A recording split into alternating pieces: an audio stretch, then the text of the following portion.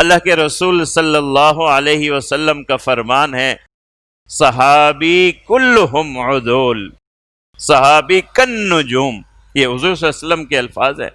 میرا ایک ایک صحابی ستارے کی طرح ہے، زندگی کے جس رنگ میں ہے، زندگی جس ڈھنگ میں گزار رہا ہے، ستارے کی طرح ہے۔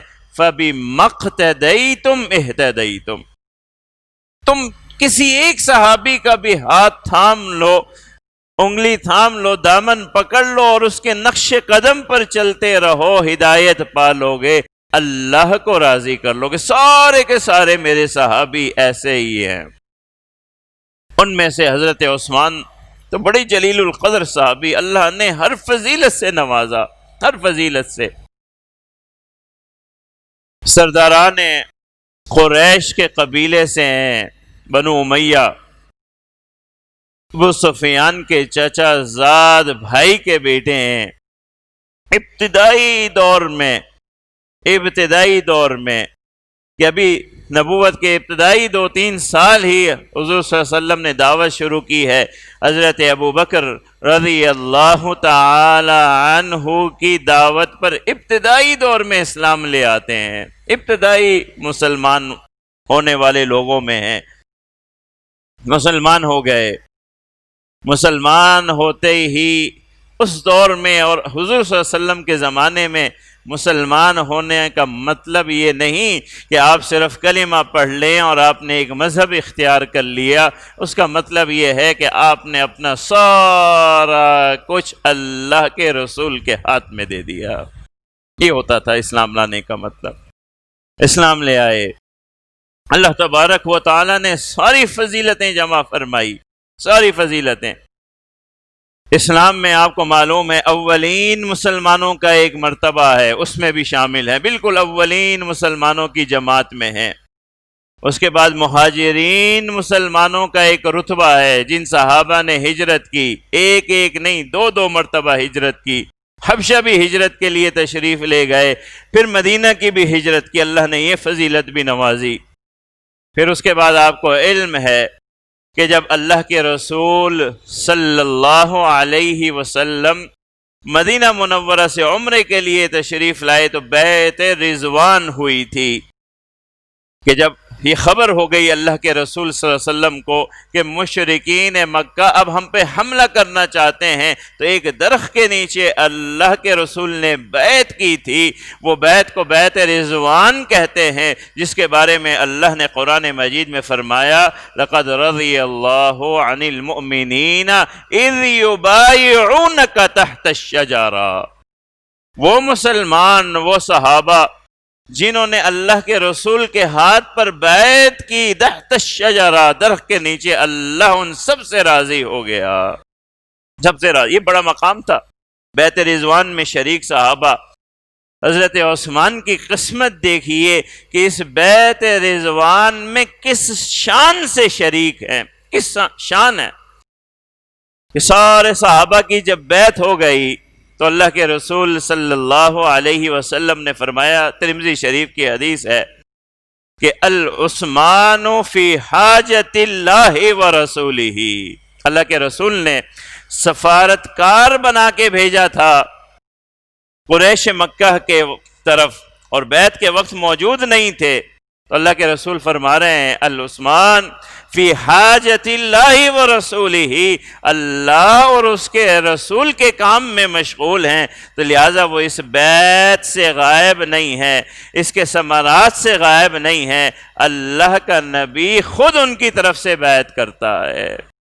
اپنا الٹا ہاتھ اللہ کے رسول نے بلند فرمایا اور فرمایا کہ یہ ہاتھ عثمان کا ہے، اور اپنے داہنے ہاتھ پر رکھ کر کے حضرت عثمان کی طرف سے خود بیعت فرمائی، اور اس کی فضیلت اللہ کے رسول نے حضرت عثمان کو عطا فرمائی، کس شان سے نصیب فرمائی، تو بیعت رضوان میں بھی شامل ہو گئے۔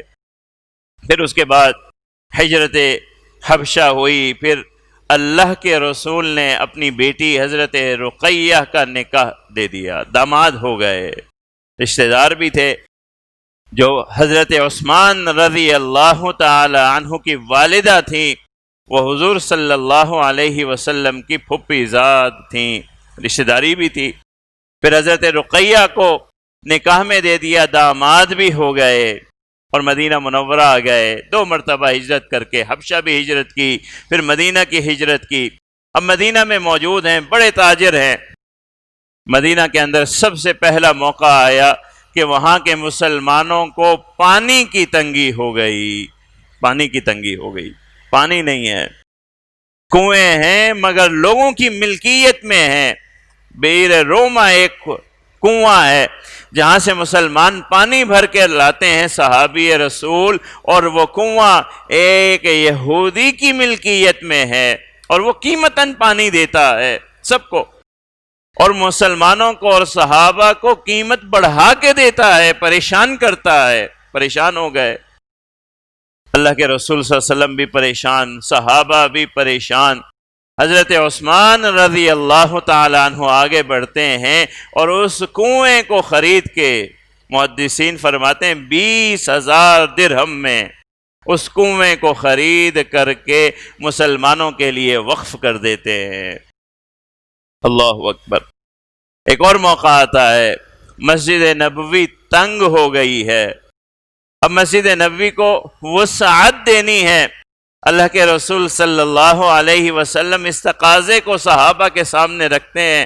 کون ہے جو یہ 7 والے پلاٹ اور زمین خرید کر کے مسجد نبوی کو وقف کر دے؟ حضرت عثمان کے نصیب میں یہ فضیلت آتی ہے، وہ زمین خرید کر کے اسے مسجد نبوی کے لیے وقف کر دیتے ہیں۔ وہ وقف آج بھی جاری ہے۔ یہ ساری فضیلتیں ہیں، یہ ساری وہ خدمات ہیں جو حضرت عثمان رضی اللہ تعالی عنہ کے نصیب میں آئی ہیں۔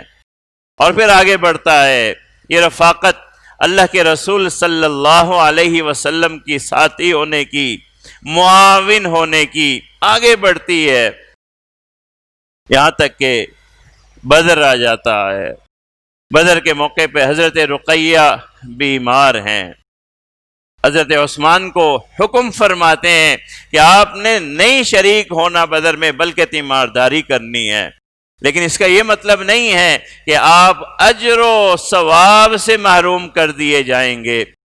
حضور صلی اللہ علیہ وسلم فرماتے ہیں کہ اس کا اجر بھی آپ کو ملے گا، اور جو شریک ہونے والے غازی ہیں ان کا جو حصہ ہوگا وہ حصہ بھی آپ کو ملے گا۔ اللہ کے رسول کے حکم سے ٹھہر جاتے ہیں، ساری فضیلتیں جمع ہیں۔ پھر ایک موقع آتا ہے جسے جیش العسرہ کہتے ہیں، بڑا تنگی کا زمانہ ہے، بڑی پریشانی ہے۔ اللہ کے رسول صلی اللہ علیہ وسلم کو ایک غزوہ کے لیے جانا ہے جسے غزوہ تبوک بھی کہتے ہیں، غزوہ عسرہ بھی کہتے ہیں، تنگی کا زمانہ ہے۔ اللہ کے رسول صلی اللہ علیہ وسلم منبر سے اعلان فرماتے ہیں کہ اس غزوہ کے درپیش حالات کے نزدیک لوگوں سے اعلان فرماتے ہیں کہ جمع کراؤ، اس غزوے کی تیاری کے لیے امداد کی اعلان فرماتے ہیں۔ حدیث میں ہے حضرت عثمان پہلے کھڑے ہوتے ہیں، 100 اونٹ کا اعلان فرماتے ہیں۔ حضور صلی اللہ علیہ وسلم پھر اپنا بیان جاری فرماتے ہیں، مزید لوگوں کو ترغیب دیتے ہیں کہ ضرورت پوری نہیں ہوئی، پھر 200 اونٹ مزید کا اعلان فرماتے ہیں، پھر حضور صلی اللہ علیہ وسلم ترغیب جاری رکھتے ہیں، پھر 300 اونٹ، یہاں تک کہ محدثین نے لکھا 900 ساڑھے 900 اونٹ اور اس کا ساز و سامان حضرت عثمان اکیلے مہیا فرماتے ہیں۔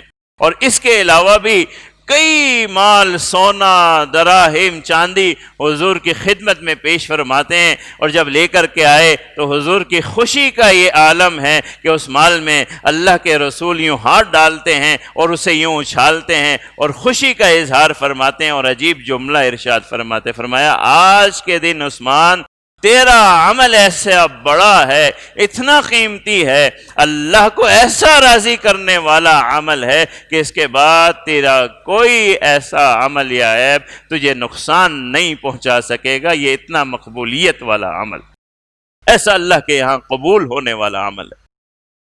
اور پھر دیکھیے کہ حضرت رقیہ فوت ہو جاتی ہیں، ان کے فوت ہو جانے کے بعد اللہ کے رسول اپنی دوسری بیٹی ام کلثوم بھی حضرت عثمان کے نکاح میں دے دیتے ہیں۔ محدثین فرماتے ہیں علماء لکھتے ہیں شاید کہ یہ تاریخ کے واحد انسان ہیں جسے اللہ نے یہ فضیلت بخشی ہے کہ جس کے نکاح میں نبی کی دو بیٹیاں آئی ہوں، اسی لیے انہیں ذی النورین کہتے ہیں۔